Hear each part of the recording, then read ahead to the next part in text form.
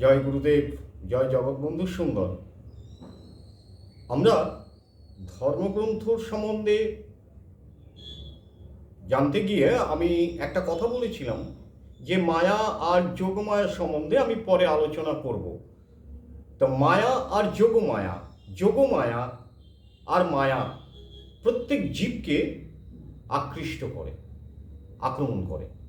মায়া কি? যখন মায়ায় কোনো আবদ্ধ হবে, নিজেকে চিন্তা করবেন, যখন আপনাকে মায়ায় আক্রমণ করলো না, তার মানে কি তখন আপনি কিন্তু দেবতার কথা ভুলে গেলেন, গুরুদেবের কথা ভুলে গেলেন, মা বাবার কথা ভুলে গেলেন, সৎকর্ম ভুলে গেলেন।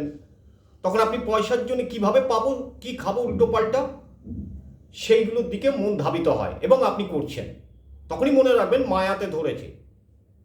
আর যখন যোগমায়া ধরবে, অর্থাৎ মা দুর্গা, যোগমায়া মা দুর্গা জগদ্ধাত্রী মাতা যাকে ধরবে, তখনই দেখবেন তার মনটা না একটু পুজো করি, একটু ভগবানকে ডাকি, আরে মা কিছু খায়নি, বাবা কিছু খায়নি, এটা দিলে পরে তারা খুশিতে নেবে, যাই একটু দেবতা দর্শন করে আসি।